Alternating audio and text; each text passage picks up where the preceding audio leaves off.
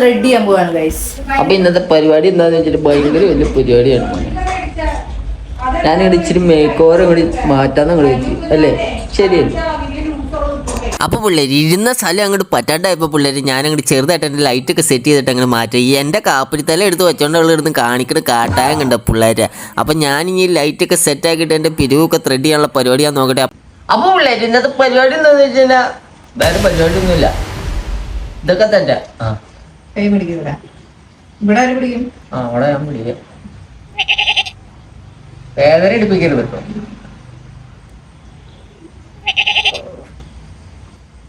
നല്ല സുഖം കേട്ടോ, നല്ല സുഖം.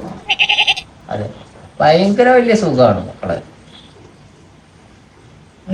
അപ്പൊ നീ ആദ്യം അടിയിൽ നിന്ന് എടുക്കണേന്നുണ്ട്. ഞാനും ഓർത്ത് മേടിയ സ്ഥലം മറന്നു പോണതല്ലേ. എനിക്ക് ഒന്നുമില്ല.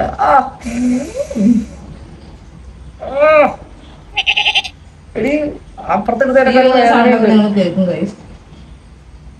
ഇത് ഇടതായത് കൊണ്ടാണ് ഇത്രയും.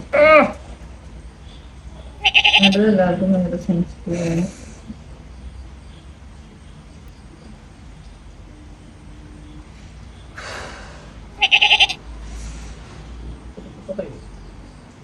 ഇപ്പൊ തരും ഗൈസ്. ഇതൊക്കെ വേദന സഹിക്കുന്ന. പിന്നെ പച്ചക്ക് പിരിയം പറിച്ചെടുക്കുമ്പോഴല്ലേ, രോമം പറിച്ചെടുക്കുമ്പോഴല്ലേ വേദന ഇല്ലാണ്ടിരിക്കണ. ഞാൻ ആ മുടി പറിച്ചേറ്റേ, അപ്പൊ വേദന ഉണ്ടോന്ന് നോക്കാം.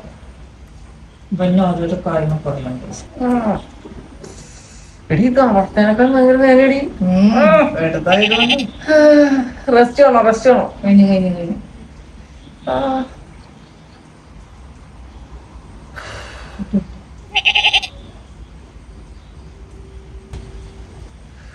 അപ്പൊ ഇവരൊക്കെ പോയി ഇരുന്ന് ഇങ്ങനെ ചെയ്യണത് ഭയങ്കര പാടാല്ലേ. വേദന സഹിക്കാണ്ട് സുന്ദരിയാവാൻ പറ്റില്ല. ഞാൻ സുന്ദരിയല്ലേ, ഞാൻ സുന്ദരനല്ലേ.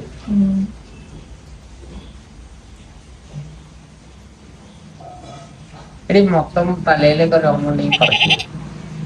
തലയിലുള്ള രോമമുള്ളത് മുടിയാണ്. അല്ല, തലയിലല്ല, നെറ്റിയിലേക്കുള്ളത്. നെറ്റിയിലോട്ടുള്ളത്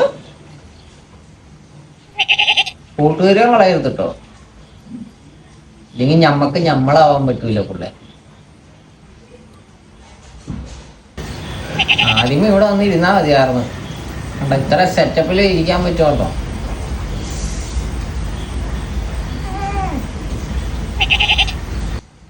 ശരിക്കും കണ്ണാടി ഇത് കണ്ടോ? ഇതുണ്ടോ? ഇതാണ് ശരിക്കും ആംഗിള്. അല്ലാതെ താഴെ നിന്ന് ചുമ്മാ ഇങ്ങനെ നോക്കുമ്പോ ഒരുപോലെ വന്ന ഇനി ഇവിടെ എടുക്കാനില്ലേ ഗൈസ്? അപ്പൊ നമ്മൾ പിരികൽ കഴിഞ്ഞിരിക്കുന്നു. മേളോ അപ്പൊ പിള്ളേര് നമ്മുടെ പരിപാടിയൊക്കെ കഴിഞ്ഞിരിക്കണ്. ഒരുമാതിരി വേദനയൊക്കെ എടുത്ത് വല്ലാണ്ടായിട്ടിരിക്കുകയാണ്. അപ്പൊ പരിപാടി ഇവിടെ വെച്ച് തീർക്കുകയാണ്. അപ്പൊ ഇനി വരുന്ന കഴിഞ്ഞ് കാണാം. Tata bye bye.